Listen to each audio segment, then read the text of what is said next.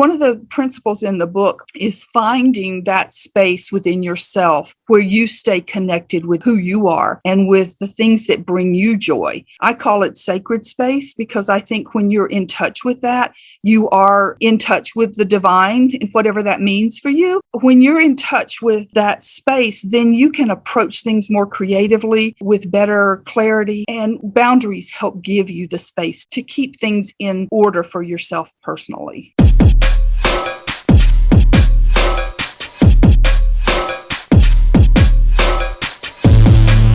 Hello, Profit First entrepreneurs and thought leaders. I am so excited today because we have a really, really special guest.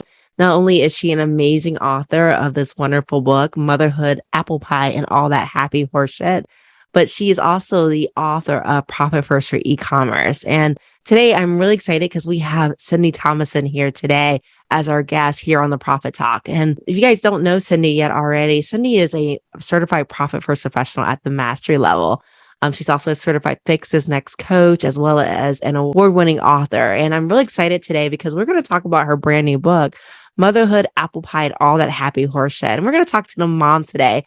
And, you know, if you've got some dads hanging out, we're going to talk to you too, because, hey, you might have some of these issues too facing your life. And hey, it's always good to understand your spouse even better. So please join me and welcome Cyndi Thomason to the Profit Talk. Hey, Cyndi, how are you doing today? I'm doing great, Suzanne. Thank you so much for having me on.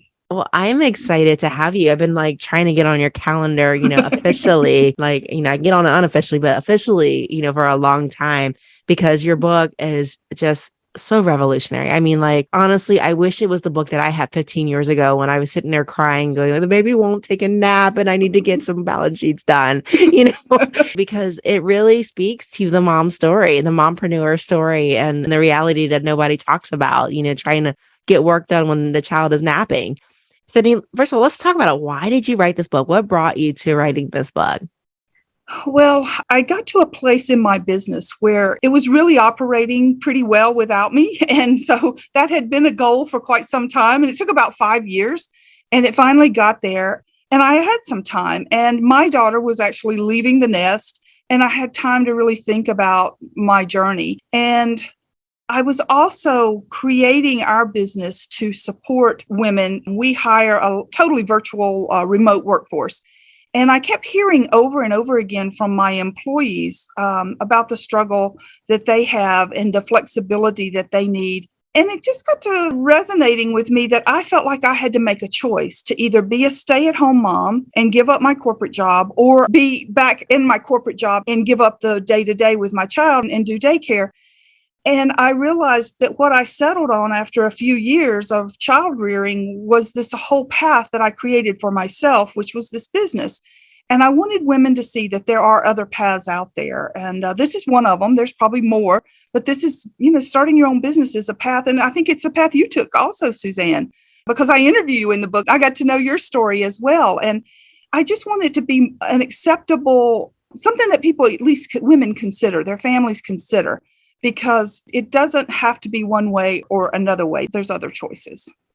And I love how you created that balance, and you talk about it very in depth in your book. And one of the things that people may not know about Cyndi, because I'm sure you guys have all read her book, right? Profit First for E-commerce is, she actually had an all virtual team, and it was really a lifestyle decision, just from which profession she decided to go in with a niche that she picked, and really creating that lifestyle. It really was a lifestyle decision, your business. Tell us a little bit about that. Well, when I first went back to work, it was helping a friend. I really didn't make that decision consciously. I was helping a friend. I thought it was a day. I was going to help her sort some files and get her contracts in place. And then she asked me to stay to help her. And I realized that it really woke up for me this need to contribute and use my brain. And that I had tried really hard to be the mom of my dreams, but I wasn't fulfilled. And I fulfilled my life with other volunteer activities. And that was mostly working in volunteer activities. But when I actually got back doing work and helping my friend, I realized I missed that. I think I'd become like an achievement junkie, and I missed checking things off and getting projects done and organizing that. So I helped her out for a little bit. And in that time frame, I helped her get her accounting going. and realized that QuickBooks had an online platform and that I didn't have to go to her office anymore. I could put that on her computer in the cloud and I could work from home. And that's what I started doing. And as a result of that, I got additional clients in the cloud. And I started to realize that part of what I liked was that I could have clients anywhere. And I built my client base on referrals. And they were all over the world because e-commerce businesses are all over the world. In fact, when I first started, it was 2012, I had digital nomads that were just moving from place to place. And I really love that. And I love that about their lifestyle. So when I selected working with e-commerce sellers, part of that decision was that they valued their flexibility in their lifestyle just as I did. And that really gave us a basis to know that we could support each other. The hours didn't have to be 8 to 5. They were on different time zones than us. And it just didn't matter as long as we got the work done. And that was really important to me. The other piece of that was important is they were real tech savvy because they're selling online. And so I didn't run into this issue of, well, I don't know how to connect my bank. I don't know, expecting me to pop into the office because these clients were already working virtually from anywhere. And so that just really meshed for us and gave us a good basis. I love that. I love that. I always say, Cyndi was virtual before it was cool, all of us went virtual because of the COVID environment, but Cyndi, you were already like thriving in that environment. We had a joke around the office when 2020 was happening, and the meme someone found was when you realize your remote work was really quarantining all along, So yeah, we've been doing it a while. Exactly. I remember when I first started my business like 15 years ago, I was so insecure, because originally, when you start your business, you can't afford an office space, right? And so I worked out of my home for that first year or two. And I remember like people would say, "Where is your office space?" And I remember like just like being so embarrassed. I'm like, "Oh, I'm still working from home." They're like, "Oh, you're a little person, you're a little accounting firm." And I remember I was like so proud when I moved into like a virtual suite or, when it was like office suites like Regis's. And then later on we got our own office. But I remember it was just a source of like shame for me. And I love how you wear it with pride, that this is, we chose this way so that we could work with our clients, and we work with digital nomads. We work with e-commerce. We work with people that, also in that situation, they understand it and take pride in it. And now I'm a brag on Cyndi. She's got like a team of like 40 people. Like it's like a huge team. Yeah. And it's actually one of our visions is to grow to the point where we can give 100 women or men. It so happens that women get the responsibility for caregiving, whether it's children or elderly parents or whatever. It seems like it does many times fall on the women. But our vision is to get to 100 women who we can give that kind of flexible lifestyle to, because it not only is how I wanted to create the business for me, but when we started to grow, I'm like, I want this for everybody. And there's no reason, and I didn't want to have to get up and go unlock a door so people could come to work. So, I mean, when you really think about what's important to you and your lifestyle, it's easier to make those decisions. Definitely, definitely. And you're allowing others to thrive, especially now where people are saying, the great resignation. And, a lot of the large companies are talking about, you have to spend at least a minimum of 40 hours in the office if you want to keep your job, right? A lot of them are going back to, in office. The fact that you recognize that balance is important for mental health as well as for family health, and you're creating that source for that, it really gives you that competitive edge against those larger companies that are going back the other way. Yeah. And I've been doing some reading recently too, the hybrid model of people going in, a couple of days a week. They're really struggling with that as well. They're saying, they can't quite get settled as to where they're supposed to be. And I can imagine, I'm actually in a different location than my home office right now because my husband and I are traveling, and, there's tech issues and how you get set up, and it's a little jarring to be at a different place every day. We've gotten pretty good at it, but I can imagine if that's not your norm, how that's got to be a little bit of a challenge to be in that hybrid role. And I will tell you too, though, Susanne, the hiring that we are able to do, I've just been really impressed. We're hiring really top-notch folks. And one of them we just hired today, and she told me, she said, I turned down 2 really good jobs because I wanted to work for you and I wanted to work in this remote environment. And so, that's anecdotal, one person, but I know from the number of resumes we get and the people that we talk to that it does seem to really give us a hiring advantage. I love it. I absolutely love it. Now, one of the things that you talk about in your book, and you talk about so many really juicy parts in your books, and you talked about really just boundaries, boundaries with motherhood, with entrepreneurship, and creating that personal boundaries, boundaries with your family. And you started your business when your daughter was really young. Let's talk about boundaries. Let's talk about getting that to work. Let's talk about the story of Elena wanting mom's attention when the books need the attention also. Yeah. It never changes. She's 23. She's not at home now, and she still wants mom's attention. And that's a good thing, to really have your daughter want to be around you. I'm proud of that. I remember I didn't set good boundaries, to be honest. Hindsight is I wish I had done a better job of that. I felt all the stress of trying to do everything and trying to anticipate what she needed and be there for her. And at the same time, try to do everything that was needed in my business as it was growing. And what suffers in that is ourselves. And it can happen not just with your children, it can happen with your business too. I've been in the situation where I felt like I lost myself when my daughter was so needy and I just didn't feel like I knew who I was anymore. I felt that exact same way when I was giving too much to my business, and I would look out the window and my gardens were there and I would just cry because I'm like, why am I working so hard? I can't even go out here and weed these gardens and they're awful. And that's my favorite thing to do. So I realized that in hindsight, this is a lesson I learned after. It wasn't something I was good at when I was raising my daughter. I gave up too much of taking care of me. And I did that when my business grew as well. And so one of the principles in the book is finding that space within yourself where you stay connected with who you are and with the things that bring you joy. I call it sacred space because I think when you're in touch with that, you are in touch with the divine, and whatever that means for you. When you're in touch with that space, then you can approach things more creatively with better clarity, and boundaries help give you the space to keep things in order for yourself personally. That's so key, and I think that's so easy for a lot of us women, right? And I love how you make that analogy between, your daughter's needy and at the same time, another time the business is going to be needy. And as women, we're so used to taking care of others that you're right, we neglect ourselves.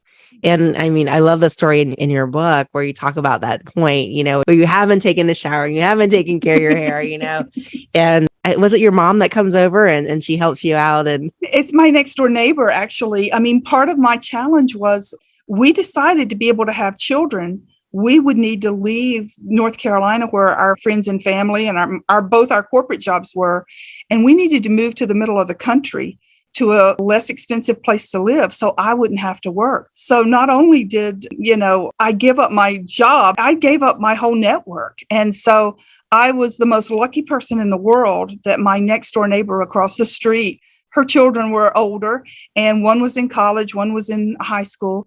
And she took me on as a project, and she would come over and she'd say, "So how are you doing?" And she really wanted to know. And she was also plugged in to all these high school kids that could babysit and college kids that could babysit. And she really helped me realize that I was getting through the days, not always with a shower, but I was getting through the days, but I wasn't flourishing. I wasn't enjoying. And as much as I wanted to be the mom who cuddled and, was totally in love with motherhood, it wasn't that for me. It was really hard. And now when she got to be about 2, now she was my speed and we went everywhere and it was a lot of fun. But those early years were really struggling. And thank the good Lord, I had Katie across the street who came and helped me see a way through to take care of my sanity during that time. what a gift. What a gift from the universe, to be able to have that friend right at that right time. Similar to you, we moved to Houston for my husband's job, gosh, almost 20 years ago. And, we left our family, and a lot of entrepreneurs that are listening to this podcast are probably in the same situation. they're away from their family for different reasons that they've had to move away and leave, and let's talk about that network a little bit more, Cyndi, because I know you talk about heavily in your book about even superwomen need help is what the chapter is called. And I love that. Let's talk about that. And what does that look like? And, first of all, a lot of women don't ask and the why.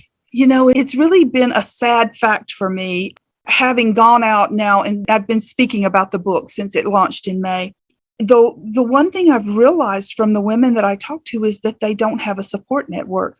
I was at an event recently and I gave them an index card and I said, okay, on the front, I want you to write down 3 people you could call if there was an emergency in your business and you needed help. And then flip it over and do the same if there's a family emergency. And you can't put your spouse on this because if there's a family emergency, they're tied up too, right? So 3 people you could call if there's a family emergency and that would support you, take 3 minutes. And those were like long 3 minutes. And I saw these women struggling. They couldn't do it. So I gave them 5 minutes. I'm like, okay, we'll give you 5 minutes. Then I realized that just did not exist for them.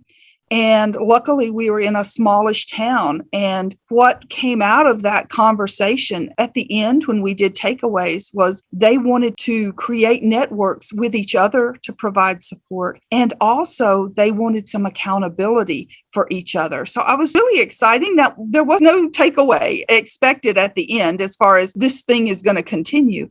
But that's what's happening. They are going to continue to get together. But it made me really aware that not everybody had support. And in reality, I didn't either. If it hadn't been for my friend Katie and the connection she made for me, I wouldn't have had support either. So I think it's really important to think about it and not let it be left to chance when there is an emergency and you don't know who to call, because there's enough stress in that environment already. Already know who that friend is, 1 or 2 friends that you can make that phone call and they'll get your kids from school or they'll bring over a meal if everybody's sick, whatever it is that you've got that. And then you can do that for them because I'm sure they're needy as well. In small communities, when I was growing up, that's just how things operated. But anymore, we're so transient and we don't form those long friendships. And people need that help and we have to make it happen. And one of the ladies I interviewed for the book, Julie Woods, she's a periodontist. She married into a family that had military experience. And she said, the military does this beautifully. Because you move so often, while the truck is getting there, you start lining out. All right, these are the 3 people I can count on. And so, there's a group of us that have figured that out. We just need to expand it and make it a priority, I think, because just like in Profit First, we have our rainy day fund. These are our rainy day people.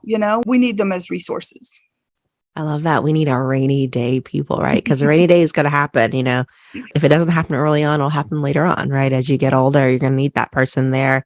I know it's very common. We ask people all the time, write down 5 people that influence you the most. And it's not uncommon that people struggle with that, right? And it's different things going on. I think we like to blame the pandemic. The pandemic, made everything virtual over Zoom, easy to get lazy. But reality, it was happening before the pandemic. We had to do, I was like, I feel like some of these relationships that we used to be close with has been strained. And I know for us, saw a couple that was going to the same restaurant that we were at after church. And we're like, let's have lunch with them because now, like, when we see them, like, we just don't feel connected anymore. And just that face-to-face time it's just so important with that. And so, Cyndi, how do people go and build these networks?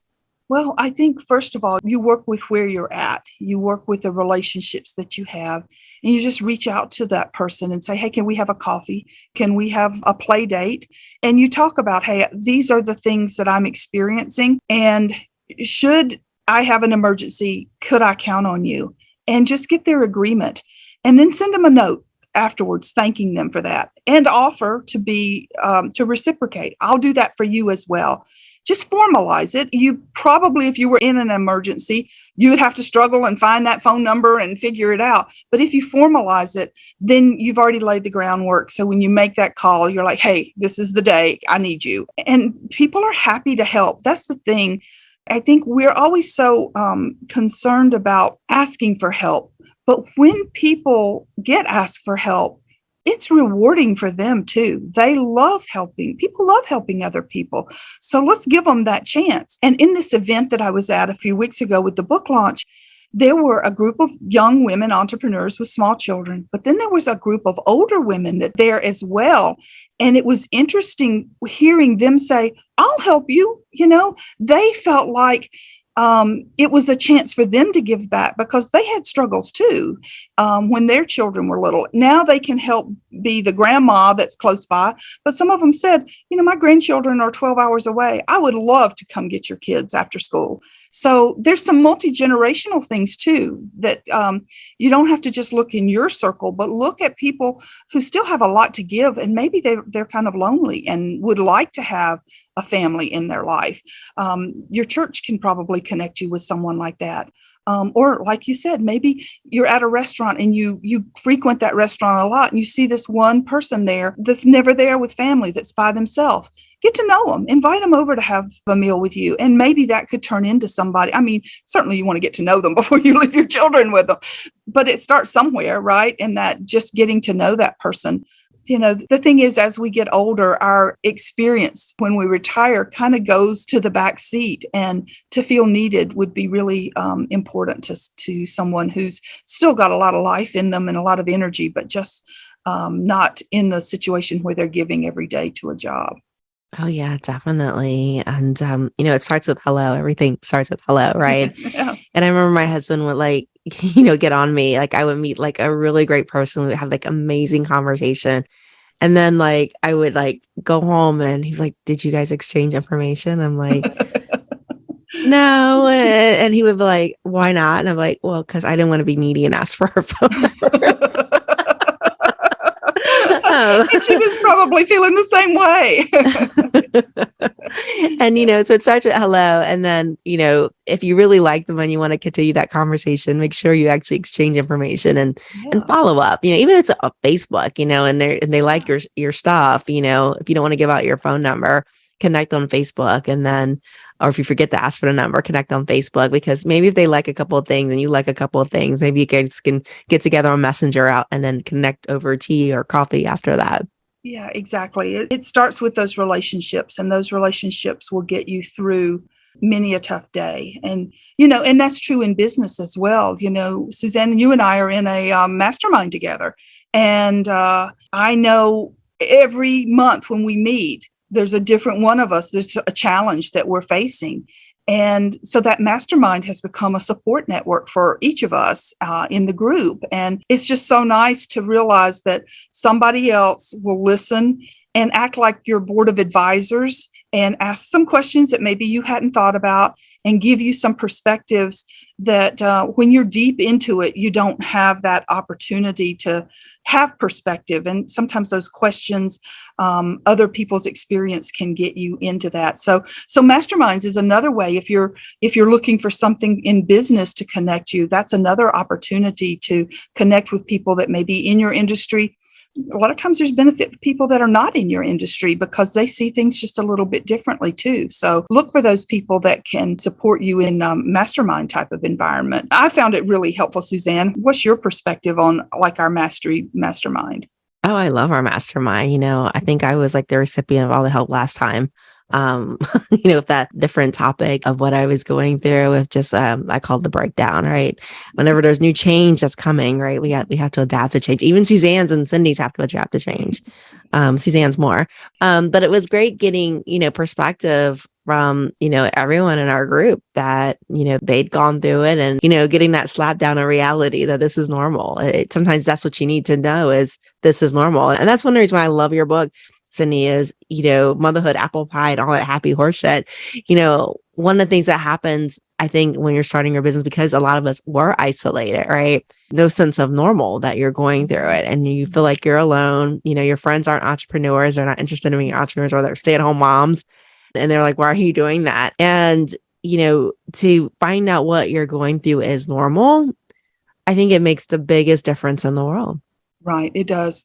And to know that somebody else got through it and that you can too. And because when the whole weight of the world is on your shoulders and you can't see your way out, realizing, okay, well, they did it.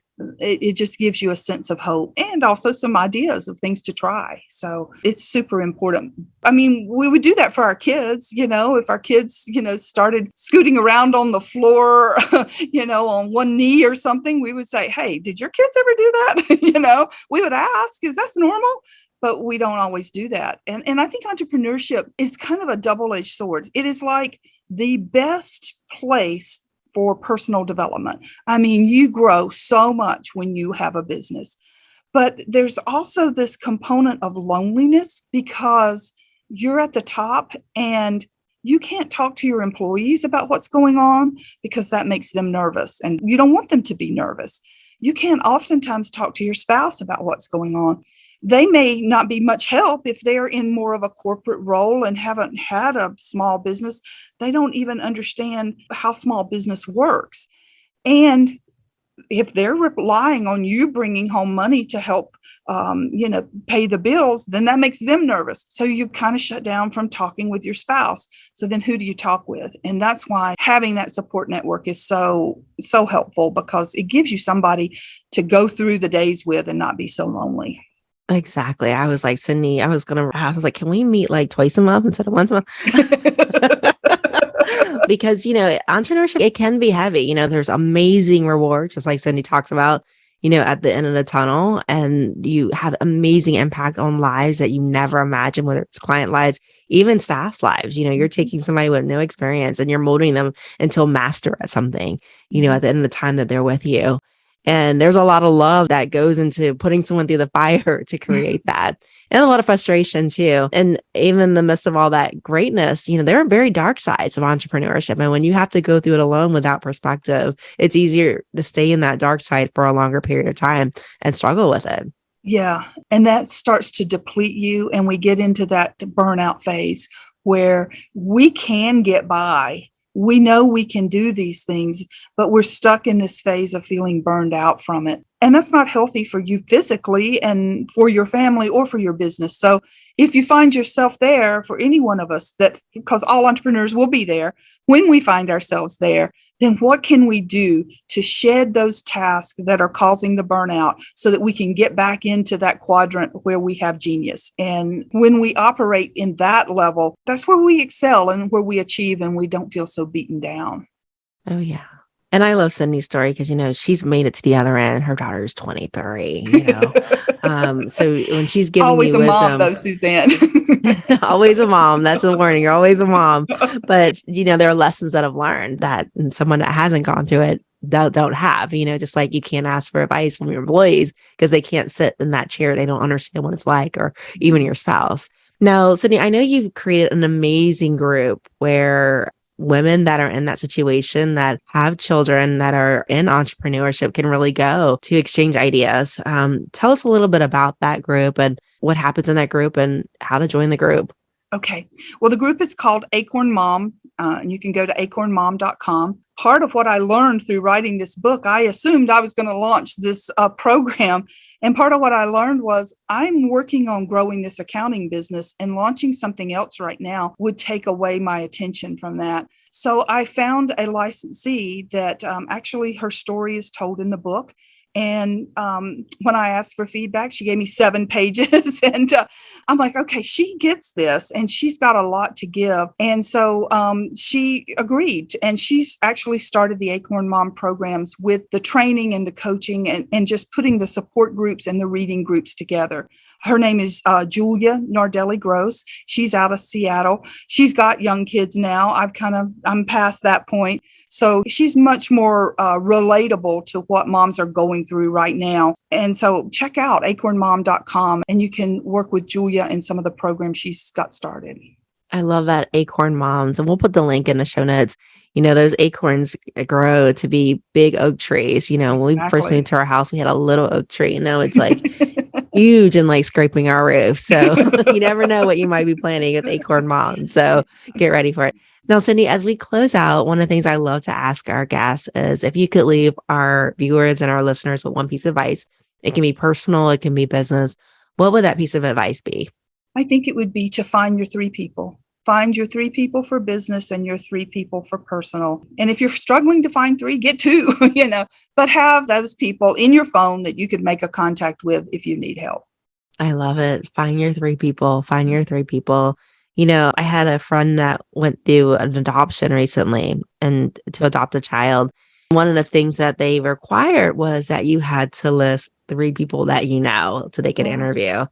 And it's interesting that they picked 3 people, because like Cyndi and I were talking about, a lot of people don't know 3 people that know them that well that can vouch for their character. And so that's so significant that even the adoption agency is like, you know what? I want you to see if you have 3 people in your life because you're going to need them to raise this child. So very, very, very good advice, Cyndi, on that. 3 people, just 3 people. Start with 1. It's not that many, but when you realize that you don't have any, you're kind of operating without that safety net. So get those people lined up. Yeah, that perspective, somebody to breathe reality back to you when you go off. I love it. So, Cyndi, what's the best way to reach out to you, to contact you, to work with you? Probably first for e-commerce also. What's the best way to reach you? I have a website, CyndiThomason.com. People can go there. Both books are featured there and a contact form for me. My email is Cyndi@CyndiThomason.com. So I would love to hear from anyone that needs a little help, either with their accounting for their e-commerce business or they're a mompreneur struggling to kind of get the whole thing figured out. We would love to chat and just learn more about you and see if we could be of help. Thank you, Cyndi. Maybe we can have you come back to talk about e-commerce. Oh, I'd love that. Thanks, Susanne. It's been fun. Thank you, Cyndi.